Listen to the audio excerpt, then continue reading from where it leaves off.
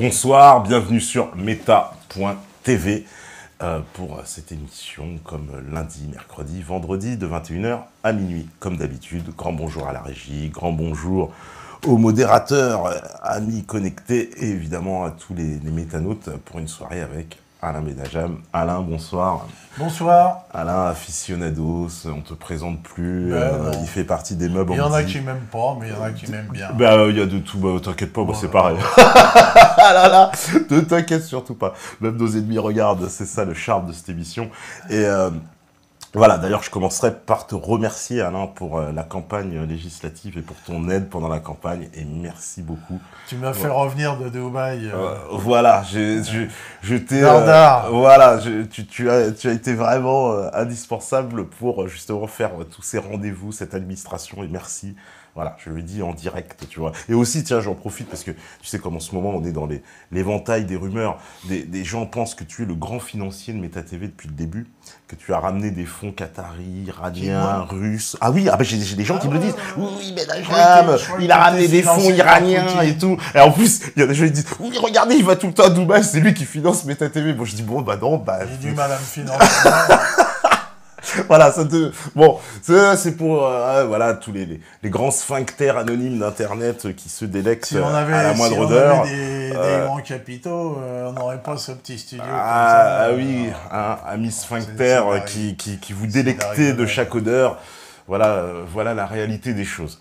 Donc, en tout cas, voilà, page refermée, comme on dit, mais pour que tout le monde comprenne bien, bienvenue à toi, Alain, pour cette émission où on a décidé de parler de plusieurs choses, en particulier de ton projet que tu veux, qui est un projet très intéressant, on va en parler.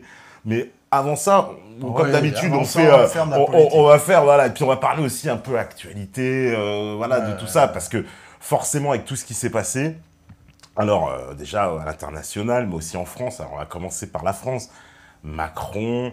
Président, attends, c'était pas, on n'avait pas fait d'émission. Si on a fait une seulement, je crois, depuis qu'il était président, je crois pas qu'on ait fait d'émission. Non, c'est la première fois depuis que Macron est président. Donc voilà, c'est la première.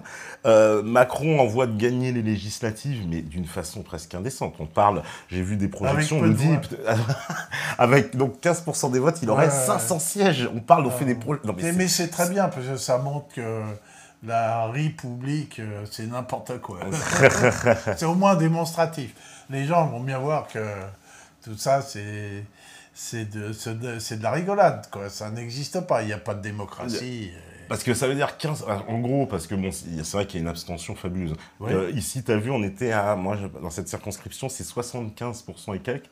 Chez toi, c'est pas loin, je crois. Pareil, enfin, c'est des taux... Oui, une chèvre, elle passe avec 300 voix. Enfin. Où il y a un taux d'immigration important, c'est vrai que les abstentions à Saint-Denis, pareil. Les gens, ils sont complètement désintéressés. Alors, moi, ce que je retiens aussi, au-delà, on sait que ces banlieues, ça vote pas forcément plus qu'ailleurs, c'est clair. Mais aussi, là, dans cette élection, spécifiquement, ce sont on va dire la défection des autres partis. Tu sais, par exemple, des partis emblématiques, comme le Front National, comme l'UPR, comme, on a vu, on pourrait presque dire même aussi France Insoumise, qui n'ont pas fait... des scores, très de ce qu'on attendait, en tout cas, en comparaison de la présidentielle, bien sûr. J'ai une analyse là-dessus qui est la continuité de ce qu'on a exposé ici depuis plusieurs... On a été un petit peu les précurseurs. Et d'ailleurs, Mélenchon a repris, lui aussi, cette idée-là de changement de modèle social, qu'on appelle doctement de paradigme, de changement de modèle social, et de la fin de tout modèle d'organisation pyramidale du fait de la pratique sociale de réseau. C'est toujours la pratique qui imprime les idées aux gens, la pratique sociale. Je veux dire, c'est marxiste, mais même, on peut dire que c'est marxien. Il n'y a pas que lui qui a défini, qui a dit qu'une pratique formait la conception du monde des gens. Or, aujourd'hui, tout le monde est dans la pratique de réseau. tout le monde, et surtout les jeunes. Oui, bien sûr. Donc on voit combien il y a de Facebookiens dans le monde. Ah bah, je crois que c'est 1 milliard, je crois que c'est un truc comme ça. C'est tout. Bon, alors, donc, il y a une pratique de réseau, et cette pratique de réseau, elle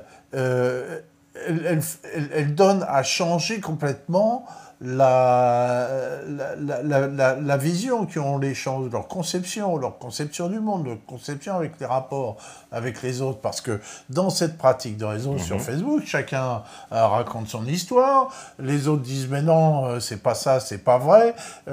On ramène des informations des médias, il y a beaucoup, et puis certains disent les contestent, certains non. Donc il y a une discussion sur la réalité. Il n'y a plus ce que j'appelle parole d'évangile.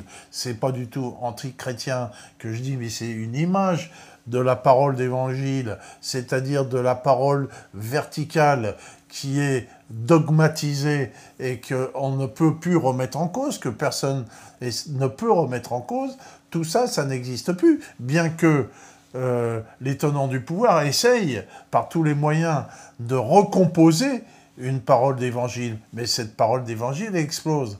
Alors, ça, c'est le contexte qui existe actuellement, et c'est ce qui a permis à Trump d'être élu contre l'État profond, c'est-à-dire ce qui a l'organisation la plus puissante du monde, l'État profond états-unien, la plus puissante, de par tous ses moyens, elle n'a pas réussi à l'éjecter, et ça on pourra reparler de Trump peut-être tout à l'heure, mais si tu veux, le macronisme, lui, il est venu en éradiquant quasiment tous les partis du XXe siècle.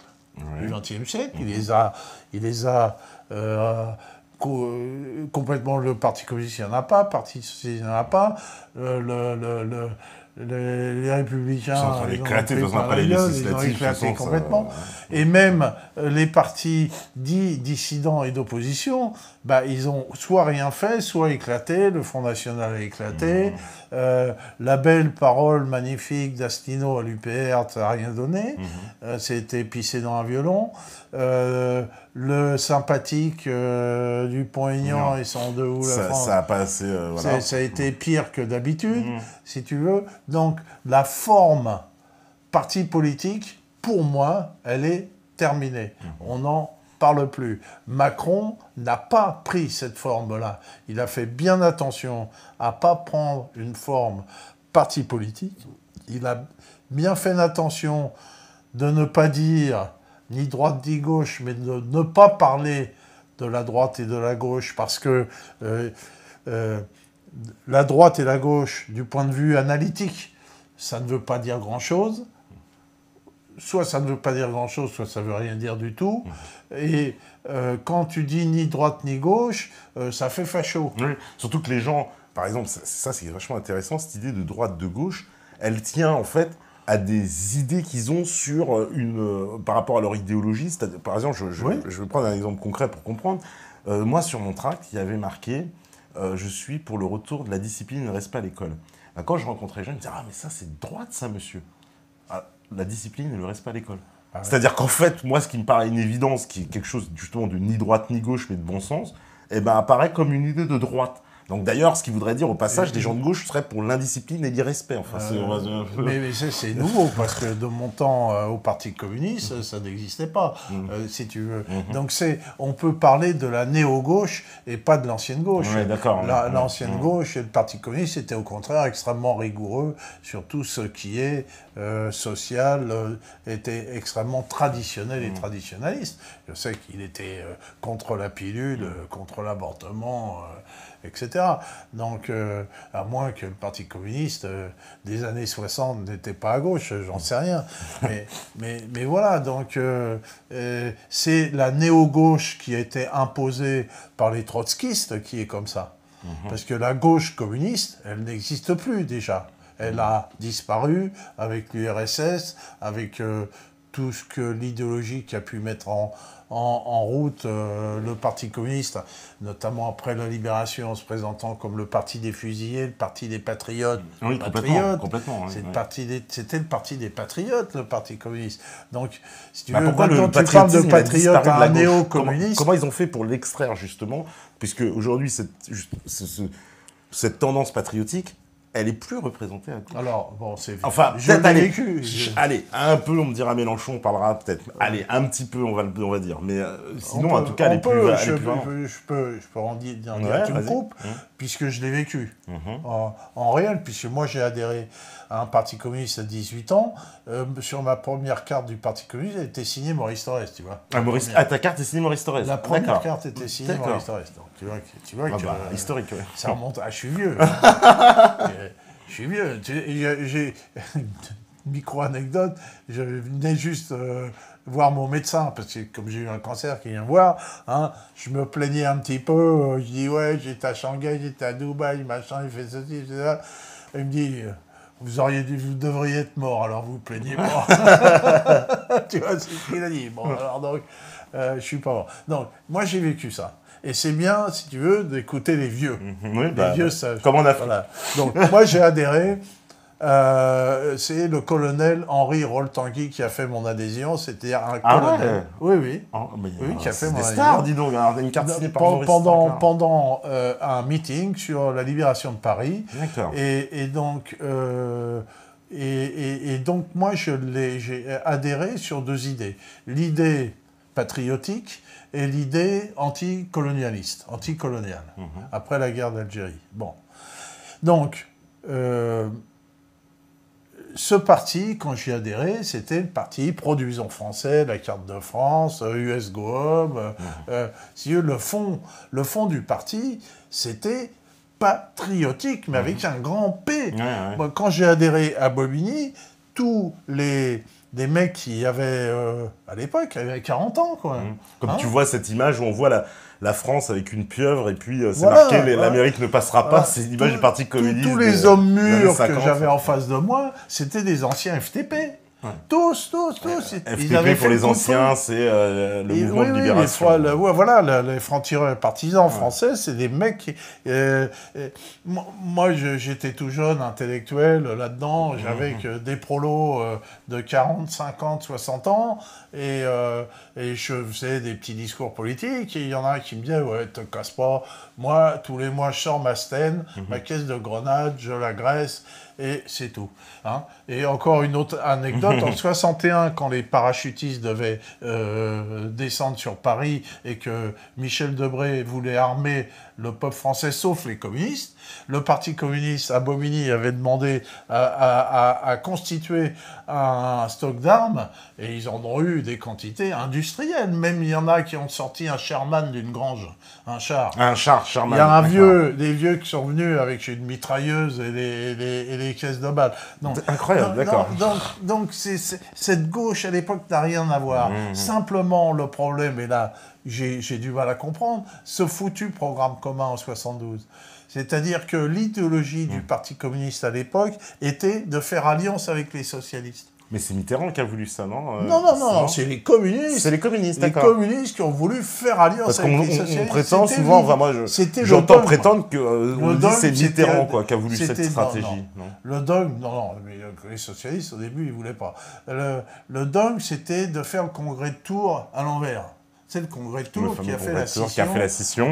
Et donc ça deviendra le congrès d'Épinay, c'est ça d'ailleurs. Non, même pas. Même pas, c'est après. D'accord. Et donc le dogme communiste, c'était de reconstituer l'unité de la classe ouvrière en pensant que le Parti socialiste était la classe ouvrière. Donc de reconstituer un parti avec réformistes et révolutionnaires en même temps, capable de transformer la société, et tout ça sur une idée qui n'était plus révolutionnaire, où on abandonnait la dictature du prolétariat, mais on voulait aller vers le socialisme par les urnes, etc., etc. Bon, toujours est-il que le dogme communiste était de faire ce programme commun, et finalement les communistes ont réussi à convaincre les socialistes et une partie des radicaux à faire ce programme commun en 72. À partir du moment où il y a eu ce programme commun, ça a été la fin. C'est-à-dire que il n'y a plus, le Parti communiste était dilué dans ce qu'on a appelé la gauche. C'est-à-dire on ne parlait plus de Parti communiste, Parti socialiste. On parlait de la gauche unie. L'union de la gauche, d'ailleurs. L'union de la gauche, la gauche unie. Et avec les désistements, etc. Des candidats, même en 65, il y a eu un candidat commun de la gauche, Mitterrand était candidat commun de la gauche. Hein, et donc, on ne parlait plus que de la gauche. Et donc, la structure de cette gauche a changé et donc est devenue plus classe moyenne que prolétaire. Quand j'ai adhéré au PCF, le PCF, c'était un parti de prolos. Les gens, ils venaient en salopette, en bleu de travail aux réunions, hein, avec les Géva au pied, tu vois, les Géva du dimanche. C'était des prolétaires, ils travaillaient dans les usines métallurgiques à côté. Donc, mais qu'est-ce qui s'est passé? Mitterrand, au congrès d'Épinay, il s'est trouvé sans cadre. Il avait des vieux cons. Il avait, c'est pas qu'est-ce qu'il y avait. Il y avait, enfin tous les anciens cadres de fer et d'autres. Bon, et lui, il s'est dit, il faut que je trouve des cadres venant de structures. Et il a trouvé des trotskistes. Il a été chercher des trotskistes et il a fait un deal avec Lambert. Et donc, il a fait venir des trotskistes lambertistes, comme Cambadélis, comme Mélenchon, Jospin aussi. Jospin, voilà, tous ces gens-là. Ouais. Donc, toute une flopée accessoirement Eddie Plenel, Serge Julie, tous ces gens-là sont de la même tendance. Tous ces gens-là sont devenus des dirigeants du Parti socialiste et ont amené au Parti socialiste leurs idées. D'abord, c'était des petits bourgeois, il n'y avait pas d'ouvriers. Hein, il n'y avait jamais eu d'ouvriers dans les Troscars. C'était des petits bourgeois. En plus, ils ont amené avec eux d'abord l'idée farouchement anticommuniste, toujours anticommuniste, anti-stalinien, comme il disait, hein, l'idée mondialiste. Pour eux, la nation, c'est fasciste. Donc, ils ont ramené avec eux un ensemble d'idées, et petit à petit, le Parti socialiste a phagocyté le Parti communiste. Les gens se disaient, bon, on va voter à gauche, vaut mieux voter socialiste puisque... que les cocos, il y a l'URSS, tout ça, bon. Voilà. Et donc l'idée générale de la gauche et de l'homme de gauche a changé du point de vue du point de vue de classe, du point de vue de la... ce n'était plus un ouvrier, l'homme de gauche, si tu veux, hein. Les gens de gauche sont devenus des classes moyennes, beaucoup d'enseignants, des intellectuels. Des fonctionnaires, des fonctionnaires aussi. Des fonctionnaires, voilà. Accompagné d'une désindustrialisation et d'une immigration qui remplaçait la classe ouvrière française, qui fait que la classe ouvrière nationale s'est effondrée et que, si tu veux, la sociologie de la gauche a complètement changé. Donc la gauche est devenue petite bourgeoise, couche moyenne, la classe ouvrière a disparu, et donc le patriotisme a été vu comme quelque chose de mauvais. Il faut se rappeler l'histoire de l'immigration. Quand Marchais en 84 dit... il est contre l'immigration, Marchais, il faut le rappeler. Contre l'immigration massive, etc. Aujourd'hui, il serait classé extrême droite. Il serait peut-être même plus à droite que Marine Le Pen. À l'époque, il se fait casser par le Parti socialiste tout à fait. Et par beaucoup de communistes qui étaient... Donc, parce que Mitterrand avait fait rentrer des communistes au gouvernement, il faut bien le dire. C'était la première fois. Qui était influencé par ces gens-là. Beaucoup de mes camarades ont commencé à être influencés par ces idées olé d'une gauche non structurée, c'est-à-dire d'une gauche qui est celle de maintenant. C'est une gauche qu'on appelle aujourd'hui, on prend souvent pour la surnommer qu'elle est libérale-libertaire. Économiquement, libertaire sur le plan des valeurs culturelles. Voilà. Sur le plan des valeurs, alors que la société, elle est ni libérale ni libertaire. Hein. La société, c'est une société qui est plutôt autoritaire. Bon, peu importe maintenant. Donc c'est pour dire comment cette gauche, elle a évolué et elle est devenue, finalement, au fil du temps, antinationale. C'est son premier aspect de la gauche d'aujourd'hui, c'est d'être antinationale, d'être mondialiste. Et donc, finalement, elle a fait un deal avec le grand capital. Le grand capital a vu dans la gauche une énorme opportunité, avec le droit de l'homisme, la façon d'instrumenter les droits de l'homme. Donc, l'idéologie fabriquée par le grand capital, fabriquée par l'État profond états-unien, par les Soros et tout ça, cette idéologie fabriquée à partir du début du XXIe siècle, a rencontré l'idéologie de gauche. Il l'a rencontrée. C'est-à-dire qu'ils ont trouvé des points communs. Si ils ont trouvé des points cette communs. Nouvelle gauche aujourd'hui, en plus. Voilà, parce que quand j'étais jeune, être pro-américain, c'était être d'extrême droite. Et donc aujourd'hui, les choses ont complètement changé. Donc la gauche a changé et l'idéologie de l'État profond et de l'impérialisme, l'impérialisme a utilisé cette gauche. Et on l'a bien vu dans toutes les guerres contre la Libye. On a dit, voilà, c'est des tyrans, les droits de l'homisme, etc. Tout ce dont on a parlé ici depuis beaucoup de temps. Et donc, il y a donc ce deal entre cette gauche et l'idéologie dominante. C'est tout. Donc, voilà. Et donc, nous, voulant être indépendantistes, par force, on va être obligé d'affronter une certaine gauche. Oui, surtout que cette gauche, si on revient en plus, parce que l'historique c'est intéressant, avec Marchais, je crois que ça s'arrête en 90, 92, quand il décède. Donc il va y avoir un changement. Après, c'est Robert Hue qui va arriver au Parti communiste. Et là, Robert Hue, il est complètement converti à ce que tu disais. Complètement. Ça aurait pu être un mec du Parti socialiste. Le Parti Shabada. Robert Hue, pour vous donner un peu le truc, il finit avec Macron. Là, en ce moment, là, avec son parti, les progressistes, il soutenait Macron dès le premier tour. Donc un mec comme Robert Hue, c'est le fossoyeur un peu quand même du Parti communiste. Oui. Alors c'est quand même curieux historiquement pourquoi Georges Marchais il adoube ce Robert Hue. On ne sait pas. Pour moi, tout ça, il y a des complots là-dessus. Il y a quelque chose qui n'est pas clair, qu'on ne saura jamais. Mais c'est pas clair. Pourquoi le Parti communiste, qui aurait dû s'allier avec De Gaulle. Il aurait dû s'allier avec De Gaulle. Il avait plus à faire avec De Gaulle qu'avec les socialistes. Le Parti socialiste a toujours été un instrument dans les mains des États-Unis. Toujours été un instrument dans les mains de l'impérialisme, de tout temps. Donc pourquoi le Parti communiste s'est associé avec le Parti socialiste? Alors ça, c'est le grand mystère, et il sait s'aborder. Et moi, je pense que ça, c'est une action secrète de l'intérieur, de traîtres qui ont fait ça. Je me souviens, en 65, j'ai fait un voyage en URSS avec des jeunesses communistes françaises, jeunesse communiste française, UJCF, l'Union des jeunesses communistes de France. L'insigne, c'est une carte de France. Non, une carte de France avec un mec qui a un bonnet phrygien et une petite faucille marteau. C'était ça l'insigne. Je l'ai encore, je l'ai montré ce que c'était l'Union des jeunesses communistes de France. Et donc, on discutait avec des soviétiques, et tous les soviétiques disaient « De Gaulle est vachement bien.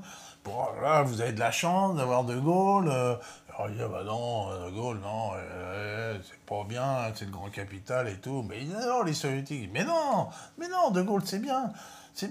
Mais voilà, et pourquoi on n'a pas suivi ça, alors que, soi-disant, on disait que le Parti communiste suivait l'Union soviétique. Là, il aurait dû. Et l'alliance naturelle que le Parti communiste aurait dû faire, c'est avec De Gaulle et surtout pas avec les socialistes. Surtout pas avec les socialistes. Et donc, voilà où on en arrive là. Et c'est important de l'évoquer parce que c'est la raison, si tu veux, qui fait que ça nous amène où on en est là. Avec cette gauche. Et aussi, ce qu'on veut, nous, c'est récupérer l'indépendance, c'est-à-dire refaire une partie du chemin inverse et montrer que il ne peut y avoir de démocratie ou de république, sans indépendance, ça n'existe pas. Il ne peut y avoir de société construite sans loi. Et quand il y a une loi, il y a des frontières, il y a un pays, et à l'intérieur de ces frontières, il y a des lois qui s'appliquent, et à l'intérieur d'autres frontières, d'autres lois qui s'appliquent. Donc voilà, c'est pour ça qu'on veut, nous, créer un mouvement indépendantiste. Alors pourquoi on veut créer un mouvement indépendantiste? Parce qu'il n'y en a pas. Il n'y en a pas. Alors ce serait quoi ce mouvement indépendantiste? Attends, on va revenir sur l'échec des gens qui se sont présentés comme voulant défendre l'indépendance nationale. Oui, c'est un échec, oui, c'est un échec. Et pourtant, Dieu sait qu'ils ont mis... ils ont travaillé, ils ont été sérieux, il y en a plein qui ont fait des bonnes choses. Le père Asselineau, il a parlé à la télé largement. Ouais.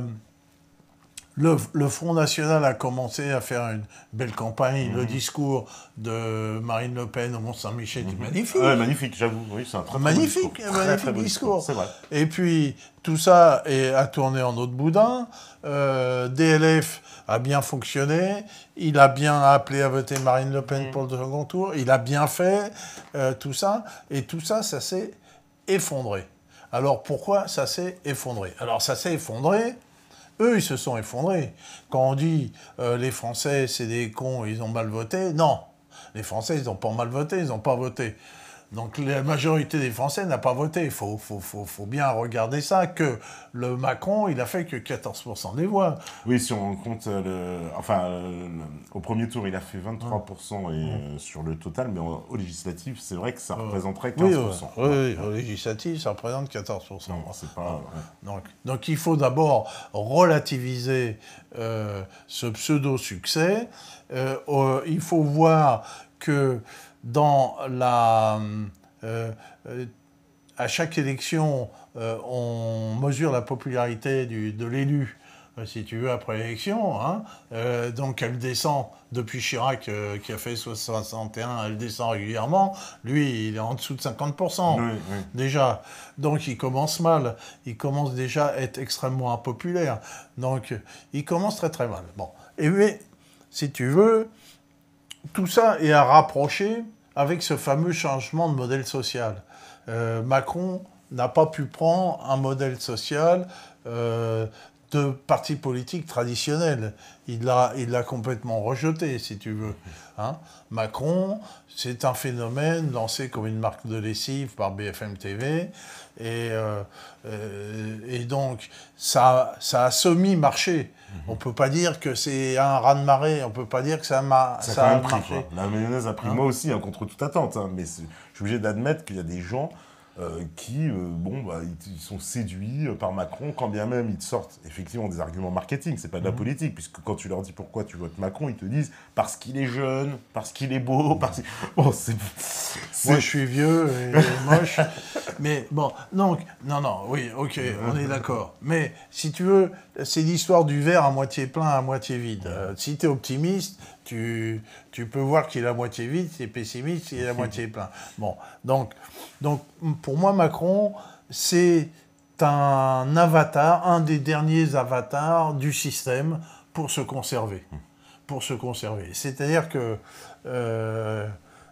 jusqu'à présent, le système marchait avec une droite et une gauche qui alternaient, et des conservateurs et des travaillistes, des républicains et des démocrates. Et donc chacun faisait toujours la même politique, et tout ça, ça ronronnait. Voilà. Bon. Maintenant, tout ça, ça marche plus. Ça marche plus. Il y a eu Sarkozy.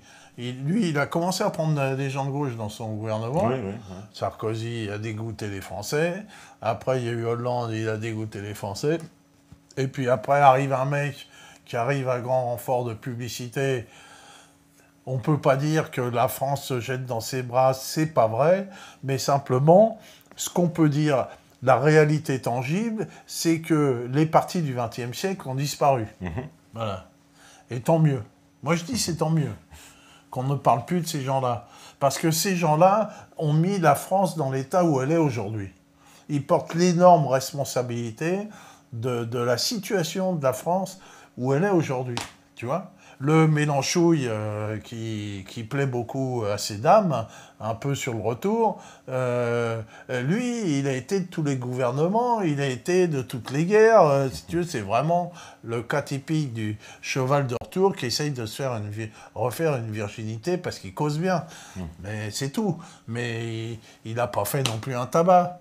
On peut pas dire qu'il a fait un tabac, le Mélenchon. Non, il a fait un bon score quand même. Il a fait un bon score, mais rien. Et qu'est-ce qu'il va avoir comme député? Bah finalement, c'est ça, oui, voilà. Mais en député, ça rien. Il a détourné le bon peuple de c'est tout. Il a mis des gens en colère sur une voie de garage. C'est tout ce qu'il a fait. Donc, face au macronisme, pour moi, il n'y avait rien. Rien d'intéressant. Rien qui puisse intéresser les Français. Voilà. Donc, comme il n'y avait rien, et comme il n'y a rien, on est peut-être idiot de vouloir le faire, mais on va essayer de faire quelque chose. C'est pas plus difficile que ça. Bien sûr que on peut penser que une organisation telle qu'on pense vouloir la mettre en place, elle marcherait bien qu'en cas de guerre, et s'il y avait des morts dans les rues, et si on arrêtait les gens et on les torturait, bien sûr. Mais rien ne dit que ça n'arrivera pas. Parce que les enjeux sont énormes, et il faut bien voir que la finance internationale ne va pas se laisser déposséder comme ça, quoi. Elle ne va pas se laisser déposséder. Le Macron, il va se casser la gueule, et puis il va bien falloir qu'il fasse quelque chose. Donc il faut déjà penser à l'avance, à comment nous, on va essayer de structurer les Français en prenant en compte les erreurs des autres. Faut prendre en compte, il faut apprendre de ça. Faut apprendre que Père Asselineau, il parle très très bien. Toi, tu étais son porte-parole, donc tu sais très bien. Confirme. Voilà, confirme. Voilà, il fait des belles conférences. Tout ce qu'il dit n'est pas contestable. Tout à fait. Tu vois. Mais il fait rien. Bon. C'est pas rien, c'est que ça prend pas comme il voudrait. Ça prend pas comme il voudrait. Ça prend pas comme ça voudrait. Comme ça voudrait, oui. Comme ça voudrait pour que ça change de la France. Voilà. Et Marine Le Pen, c'est pareil. Enfin, il n'y a pas un de nos indépendantistes ou pseudo ou voulant recouvrer l'indépendance de la France qui ont réussi à faire quelque chose de conséquent. À part Marine Le Pen, mais bon, elle s'est vautrée avec son discours et bon. Voilà. Mais ceci étant dit, le problème de Marine Le Pen, c'est le problème du barrage. Oui, parce que dès qu'il y a le nom Le Pen, Front National, t'as tout le pays contre toi. T'as les castors. T'as les castors, t'as les gens de la gauche de merde qui se disent halte au fascisme. Et quand tu parles avec eux, moi à Saint-Denis, je connais des anciens cocos, si tu veux. J'ai appelé à voter Marine Le Pen au second tour, j'ai écrit là-dessus. Mais les mecs, ils prennent pour un fou furieux, quoi. Ils comprennent même pas, tu peux même pas expliquer, quoi. Il y a un blocage qui se fait, puis tout est verrouillé, tout c'est terminé, il n'y a plus qu'à jeter. Tu peux absolument pas... C'est-à-dire que les gens, il y a des espèces de blocages idéologiques, et quoi qu'il arrive, tu auras beau leur expliquer, mais sortons des personnes, essayons de comprendre les projets, ce qui se... Non, c'est pas possible, c'est pour eux. Tu peux pas. Tu es dans un camp et tu peux pas être autre camp, et en tout cas pour eux, il peut pas y avoir de passerelle. Alors que pourtant, tu pourras leur démontrer pendant 10 ans toutes les passerelles qui existent, ils ne voudront pas les voir, ils ne les reconnaîtront pas. Voilà, donc que faire? Parce que c'est la grande question, c'est un livre de Lénine, que faire? Que faire? Que faire? Alors, on peut très bien rien faire, mais on n'a pas l'habitude, si tu veux. C'est pas dans nos gènes de faire. Et dans nos gènes, ce n'est pas non plus d'aller renforcer des partis obsolètes. Puis quel parti? Tu veux réadhérer à l'UPR? On va adhérer à DLF. Moi, j'ai mis mon adhésion à DLF après l'appel du Dupont-Aignan à voter Marine Le Pen. J'ai dit, au moins, je lui file une petite gratte de plus, tu vois. Donc, j'ai mis mon adhésion à DLF, j'ai mis un peu de pognon. Bon, Ok, mais on sait bien que c'est pas ça qui va... On sait bien qu'il y a une multitude de partis, une multitude d'organisations qui foisonnent. Il faut regarder le foisonnement des gens. Je regardais encore Vernochet avec sa petite télé, si tu veux. Il y a Télé Liberté, il y a plein de trucs. Donc, il y a un foisonnement de gens et sur Facebook qui font leurs vidéos. Voilà, tout ça se foisonne. Bon, ça foisonne, ben, ça ne fait que foisonner. Donc, l'idée que j'ai lancée et qui a été approuvée par un certain nombre de mes amis, c'est d'essayer, j'ai bien essayé, de fédérer ce foisonnement. C'est-à-dire essayer de créer un label pour tous ces gens-là et surtout créer des actions, parce qu'au bout d'un moment, il va bien falloir agir. Donc, créer des comités d'action qui puissent emmener les différentes personnes qui sont dans différentes structures. Moi, je ne veux pas... Concrètement, c'est-à-dire quoi? Une organisation qui se présenterait, donc, en gros, parce que pour comprendre ce que tu dis, on change de paradigme, les partis politiques traditionnels, la pensée verticale, on oublie. Donc, tu dis, il faudrait plutôt une espèce de fédération qui va regrouper toutes les forces, micro-partis, associations, etc., qui se mettent ensemble et qui se regroupent donc autour de quelque chose de très simple, alors. Très simple. Parce que tu pourras pas... Voilà, il faut le plus grand dénominateur commun pour pouvoir fédérer tout le monde. Voilà, exactement. Mais ce plus grand dénominateur commun, il est énorme, c'est la France. C'est la France. Voilà, c'est la France. Donc la question à poser, est-ce que vous voulez que la France continue en tant que nation indépendante, ou est-ce que vous voulez la disparition de la France, comme le souhaite l'État profond multinational et la finance, qui souhaitent la disparition de la France pour des tas de raisons, parce que la France, c'est le pays de la légalité, c'est le pays de l'État-nation, c'est le premier État-nation constitué, c'est le pays de la loi, si tu veux, et c'est le pays que veut... Tout ce qui a été conçu en France, la finance mondialiste n'en veut pas. Tout. De A à Z, si tu veux. Donc à partir de Montesquieu, même avant, si tu veux, tout ce qu'a produit l'intellectuel, la France, ça va absolument à l'encontre de cet ordre mondial qui veut annihiler toute différence, si tu veux, toute différenciation, toute loi, toute société construite, on va dire. Alors, je regarde les réactions, il y a plein qui disent, je lis un peu comme ça en vrac, on me dit oui, mais ça va être difficile, on pourra pas ça va être très dur de réunir les patriotes ensemble. Et aussi, on me dit, c'est marrant, ce que propose Benajam, ça s'appelle l'UPR. On fait une comparaison. Tu trouves que l'UPR, ça ressemble à ce concept-là? Ouais, j'étais certain que j'aurais ça.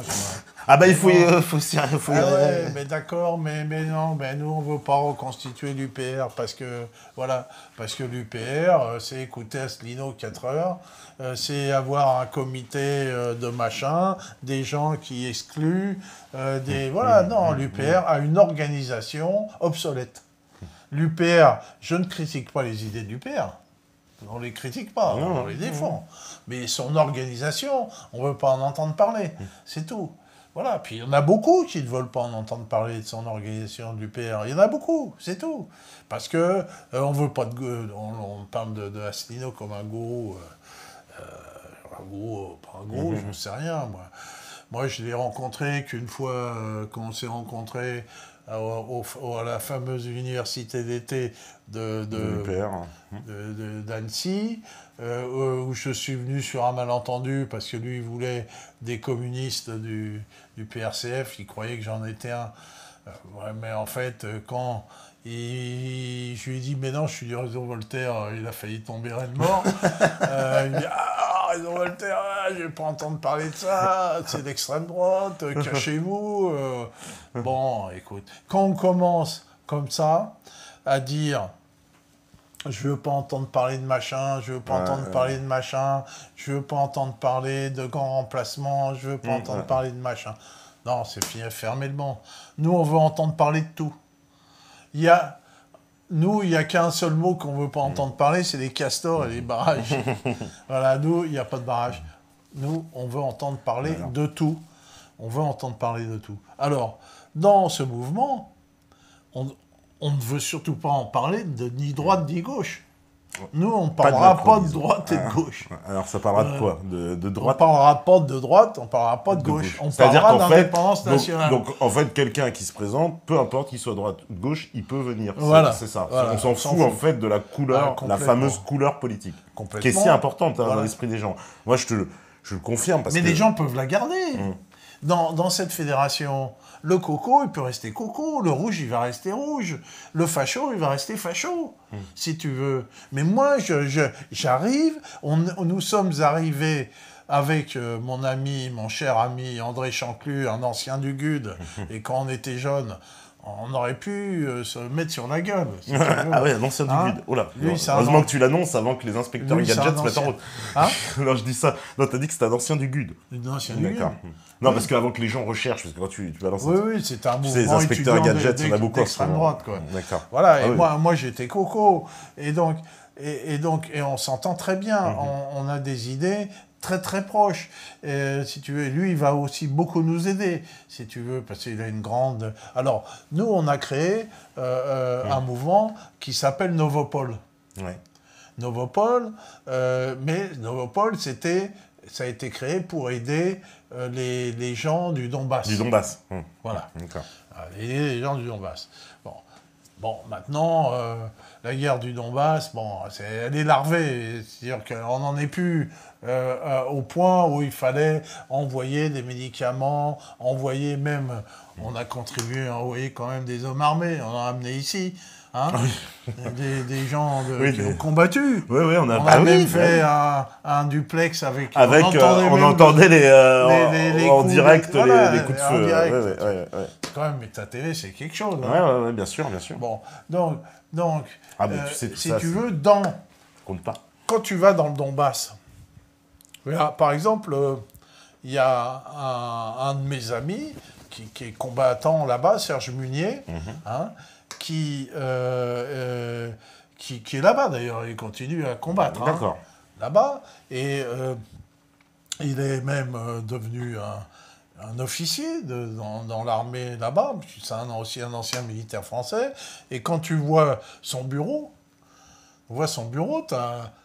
c'est un mec qui vient de l'extrême droite, Et à son bureau, tu as un immense drapeau rouge avec la faucille et le marteau. Tu vois? Et donc, pour les gens du Donbass, quand tu vois les gens du Donbass, tu vois les tanks qui défilent. Tu as des tanks avec une icône de la Vierge et un autre avec un drapeau soviétique. Tu vois? Donc pour eux, pour les gens qui ont l'idée encore du RSS dans la tête, et le communiste va avec la nation. Ça va ensemble. Et d'ailleurs, il y a des nationaux bolcheviques là-bas, si tu veux. Eux, ils ne verraient...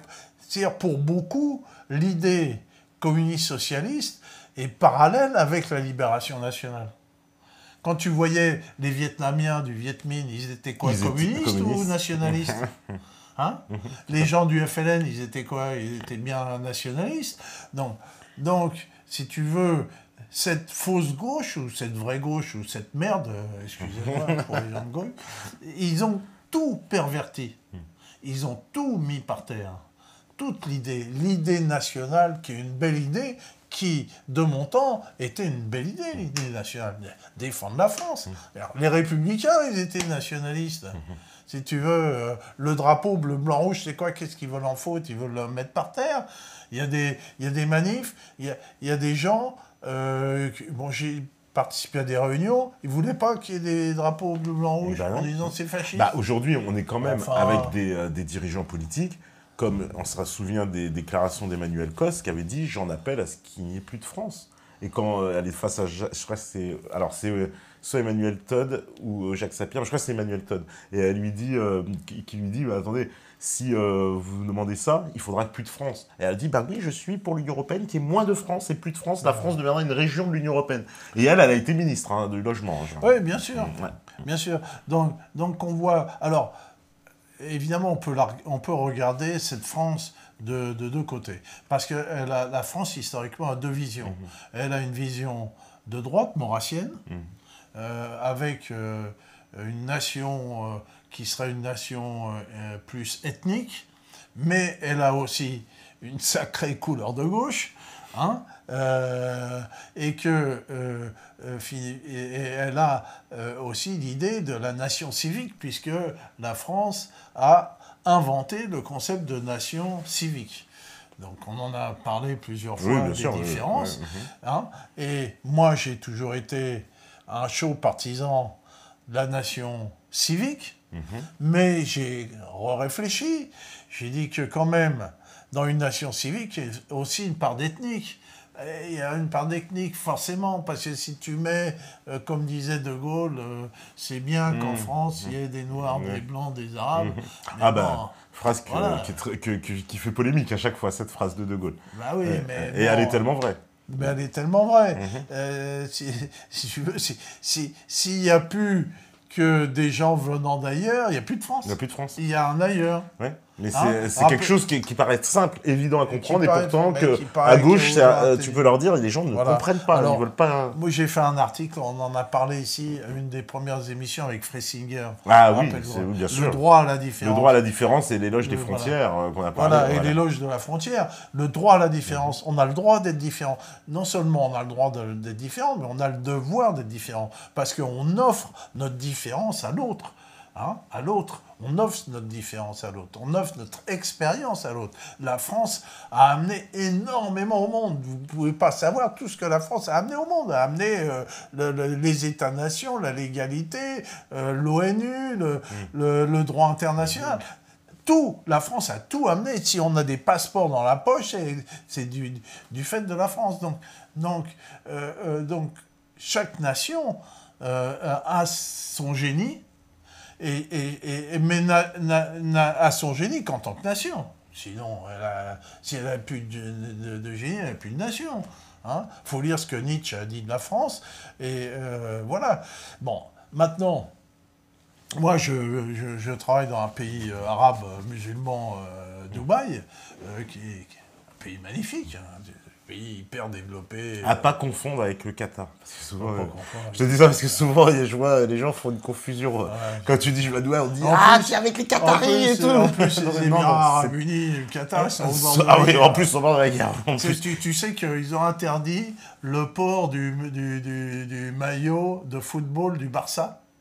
Ah, parce que c'est marqué Qatar. C'est marqué Qatar. 15 ans de prison si tu portes ce maillot. Tu vois, d'accord. Un peu où ils en sont. Hein. Ah ouais. Voilà, donc c'est des démocraties, tout ça. Hein, c'est nos alliés c'est nos alliés en plus à nous, occidentaux, ces pays-là. Voilà. Bon, donc, si tu veux, quand je suis dans un pays arabe, musulman, avec des gens habillés en arabe, eux, ils sont habillés en arabe. Là, tu vas te faire des ennemis habillés en arabe. Ça veut dire quoi? Mais non, ils sont habillés, ils ont une robe blanche, ils ont un truc sur la tête, ils sont habillés... avec leur tenue traditionnelle. Voilà. Avec leur tenue traditionnelle. Oui, tout à fait. Mais ce qu'on appelle en arabe. Eux, c'est des vrais arabes, c'est pas des maghrébins. Ce sont des vrais arabes. Hein, voilà, d'Arabie. Oui, parce que le terme est galvaudé. Arabe, effectivement, ces gens de la péninsule d'Arabie, les Maghrébins ne sont pas théoriques des Arabes. Dans les faits, sont des Berbères. Voilà. Donc, eux sont des Arabes, ils sont habillés en arabe. Leur religion traditionnelle, c'est l'islam. Bon, et puis ils ont leur tradition, leur culture. Et quand tu viens là-bas, c'est toi qui respectes leur tradition et tu ne viens pas perturber, leur culture. Non, et je suis très bien. Moi, l'appel du muezzin, ça ne me gêne pas. Au contraire, le mec, il chante bien. L'appel de la prière. Moi, j'y étais pendant le ramadan. Je trouvais ça mieux parce que finalement, je m'en mangeais plus tôt que d'habitude. Non, et puis, la rupture du jeûne, c'est toujours... C'est très convivial, etc. C'est toujours sympathique. Non, moi, je je suis dans un pays arabe, je me plie à leur culture, et la culture arabe a amené beaucoup au monde. Énormément, si tu veux.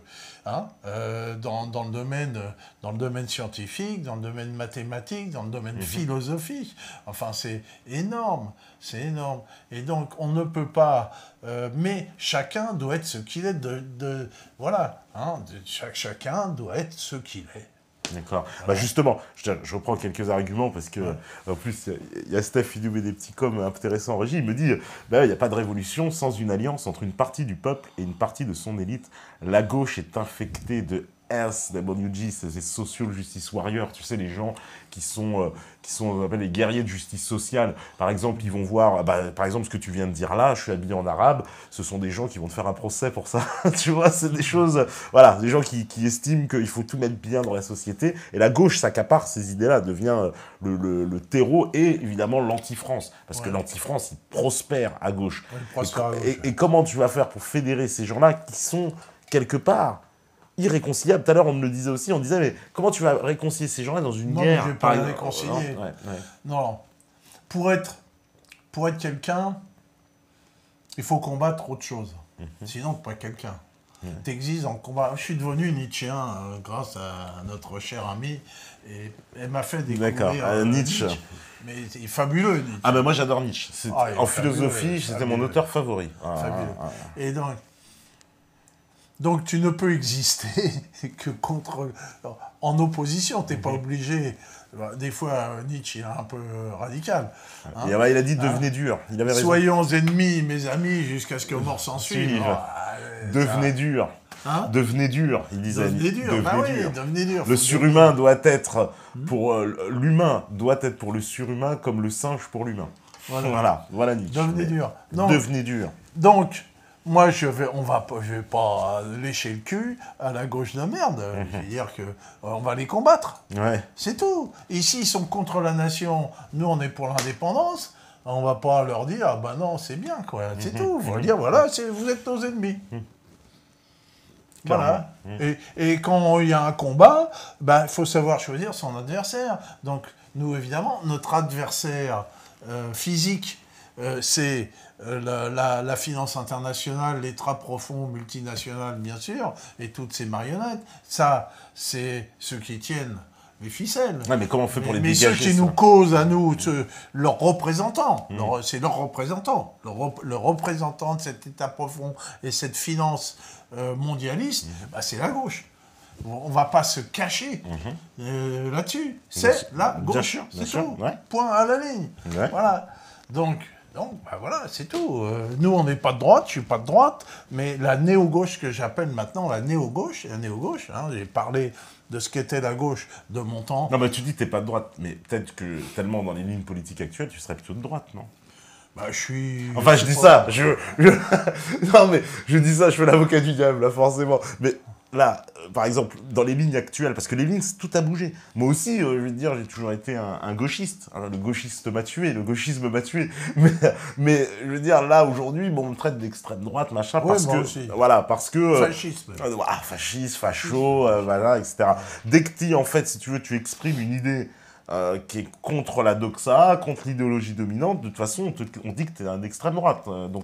Donc ça veut dire, en gros, ça donne raison à tous ceux qui disent que l'idéologie dominante, elle est de gauche. L'idéologie dominante est de gauche, c'est évident. Ouais. Ça, on ne peut pas dire le contraire. Mais il y en a qui des fois, ils ne sont pas d'accord, alors que toi, tu es d'accord avec ça. L'idéologie dominante est de gauche, clairement. Tellement de gauche que même les soi-disant, les républicains, je parle de parti, l'UMP, ils sont aussi de gauche un peu quelque part, idéologiquement, sur certains aspects culturels. Oui. Je veux dire, on prend une Kosciusko-Morizet, on peut dire qu'elle est de gauche, elle n'est même pas, je veux dire, qu'est-ce qu'elle fait? Elle est à droite, c'est vraiment là une étiquette d'emballage, mais je veux dire, son logiciel idéologique, il est complètement compatible avec quelqu'un de gauche. Voilà. Donc ça, mais c'est étonnant qu'on soit arrivé à cette situation, parce que voilà, maintenant, ça veut dire qu'en fait, la feuille de papier à cigarette qui tenait encore pour dire il y avait une droite et une gauche, elle n'existe tellement plus. Et Macron, peut-être, justement, il l'a fait sauter, en plus, c'est ça qu'il faut. Mais Macron, je l'embrasse sur la bouche, cette pédale. Il nous aide, il faut mettre bien ça dans la tête. Non, oh merde. Ah ouais, non, mais on a la télé, quoi, tu sais, c'est pas le moment. Non, ça a dérapé, allez. Moi, j'ai dérapé, excusez-moi, tous les homosexuels. Voilà. Je le referai plus. Voilà, exactement. C'est comme ça, c'est bien. Quand on va voir à la vidéo, à la 17h. J'ai des fois un langage un peu cru, on me l'a reproché. Ah bah oui, mais non, à la télévision, tu sais très bien. Après, moi, je me fais taper sur les doigts, tu vois. Ouais. Alors oui, comme tu disais, voilà, moi je disais Macron, il a fait éclater justement ce truc-là. Sarkozy avait commencé. Hein. Il avait commencé, ouais. il avait commencé, parce que quand il a pris des ministres de gauche dans son gouvernement, voilà, contre toute attente, Sarkozy en plus, c'était une surprise, faut bien le dire. Personne ne pouvait s'attendre à ce que Sarkozy fasse un gouvernement avec des gens de gauche. Mais parce tout le monde s'attendait à ce que ce soit hyper à droite et tout. Ouais. Sarkozy, c'est un homme de l'État profond. Un agent de la CIA, un homme de l'État profond qui met là. Mais lui, il sait très bien que l'idéologie fondamentale de cet État profond, c'est l'idéologie de gauche. On l'a vu éclater, tous ces gens de gauche, la haine contre Trump. Ouais. Hein, on l'a vu. Ouais, hein, ils ont déversé leur haine absolue, tous ces gens de gauche, contre Trump. Oui, bien sûr, lui, la gauchiasse dissidente aussi. Qui voulait mettre fin à l'impérialisme. Oui, bien sûr. Il dit, moi, je vais mettre fin à l'impérialisme. Et la gauche, elle dit, non. Un jour, il a mis la main à une... miaou miaou, faut pas dire le mot, pas de... politiquement correct. Et alors là, c'était la fin des haricots. Donc voilà, c'est tout. Alors, moi, je ne vais pas combattre, on ne va pas combattre la gauche, on va combattre les gens qui vont être contre nous. Mais sans dire, vous êtes de gauche, on s'en fout. C'est vous qui le dites. Ouais. C'est vous qui le dites, mais... Parce que ça a encore du sens un peu, si tu veux, dans la tête des gens. Moi, je le vois sur le terrain, à chaque fois qu'on parlait de ça de droite-gauche, et il y a plein de gens, alors quand tu leur disais, bah écoutez, moi je sais plus vraiment ce que ça veut dire, parce que droite-gauche, qu'est-ce que ça veut dire? Ils disaient, vous savez, moi justement ça me dérange dans le nouveau gouvernement, parce que je trouve pas ça courageux, c'est des gens qui prennent pas leurs idées, etc. Donc il y a encore ce clivage, il est encore implanté idéologiquement dans les têtes. Ils ont bien réussi, c'est-à-dire que dans... Même si la réalité, tu viens de dire qu'il existe... Dans toute évolution, il y a la partie passée et la partie future. Donc tu vas trouver des gens qui sont dans le clivage, et puis tu vas trouver des gens qui n'en ont plus rien à foutre. Il y a la différence, par exemple, entre les bobos cocos qui dirige encore pour peu de temps Saint-Denis, si tu veux. Hein. C'est plus que des bobos cocos, c'est tous des enseignants. Et puis, bon, ils vont être virés. Bon, et ce qu'on a construit avec Novopol. Avec Novopol. Novopol, qu'est-ce que tu as? Tu as Chancluc qui était du GUD. Tu as Svetlana Kiselyeva. Tu vois, qui était la présidente. Lui, elle, quand tu lui demandes t'es de quel pays? Normalement, elle est ukrainienne. Elle dit non, moi, je suis soviétique. Moi, je suis soviétique. Elle défend toujours soviétique. Elle défend même Staline. T'as qu'à voir. Bon. Voilà, c'est elle. C'est ça. Donc, on a mon neveu qui se dit fasciste. Mais bon, des fascistes comme ça, j'en veux tous les jours, hein, parce qu'il est plus à gauche que les gens de gauche. Mais c'est comme ça. Et si tu veux, nous, on fait des réunions, on a fait beaucoup de réunions ensemble. Hein. Et puis, il se trouve que il y avait les partis cocos, les communistes, les anciens communistes, et puis les anciens fachos. Alors, chacun y allait de sa chanson, mais souvent, l'air des sons sont les mêmes, mais les paroles sont différentes. Quoi. Et les gens arrivaient bien à s'entendre autour d'une table? Mais complètement. Bon, c'est rassurant. Mais ils s'entendaient très, très bien. Très, très bien, parce que c'était quoi? C'était de lutter, tous ces gens-là. En fait, ils luttaient contre le fascisme et le nazisme réel. Contre le nazisme réel. Le nazisme de ces Ukrops, là, comme ils les appellent. C'est des vrais nazis, avec des croix gammées. Alors peut-être, avant la pause, tu me dis ce que tu en penses, parce que ça aussi, c'est ce que les gens pensent. C'est toujours bien entendu. Est-ce que cette union, malheureusement, ce ne sera pas dans un contexte, par exemple, de guerre, c'est-à-dire un contexte extrême, où là, les gens, par obligation, seront obligés d'abandonner leur clivage idéologique et n'auront plus le choix. Parce que peut-être que le CNR, il est né aussi d'une obligation, c'est-à-dire que la situation l'exigeait. Il n'y avait pas d'autre choix pour eux que de prendre des communistes et des cagoulards et des mecs machin, parce que si on ne se tendait pas, le pays il allait disparaître de toute façon. Donc, est-ce qu'il ne faudrait pas se retrouver dans une situation similaire de guerre, de machin, pour que d'un coup, entre guillemets, les mecs de France Insoumise et les mecs de Front National, ils disent bon bah on va s'asseoir à la même table parce que là de toute façon si on se met pas, bah il y aura plus de table après. Enfin, voilà. Alors ça c'est vrai, c'est tout à fait vrai. Mais ceci étant dit, qu'est-ce que tu veux, on attend sur notre cul que la guerre vienne, où on essaye déjà de faire comprendre aux gens que dans la réalité, on est dans une situation qui est identique à celle qui prévalait dans les années 40, c'est-à-dire sous la soumission de l'étranger, que la France, par les faits, n'existe pas, qu'il n'y a aucune souveraineté, qu'on n'a plus de monnaie, on n'a plus d'armée, on n'a plus de loi, on n'a plus rien. Donc on est dans un fascisme doux, et les gens ne se rendent pas compte de ce fascisme. C'est pour ça que moi j'adore cette Chambre des députés complètement macronisée, avec si peu de voix. C'est adorable, cette situation. Je dis, mais alors voilà, vous voyez votre démocratie, là? Il va pouvoir passer tout ce qu'il veut. Il va passer tout ce qu'il veut, Macron, par définition. Oui, mais on s'en fout. Ouais. Ce serait n'importe qui d'autre, il passerait tout ce qu'il veut, ce serait pareil. Tu crois que ça a empêché Hollande de faire passer la loi El Khomri? Oui, c'est vrai. Donc, on va faire une pause, c'est l'heure, si la régie elle est prête, c'est parfait. On fait la pause, on revient juste après, restez connectés sur meta.tv.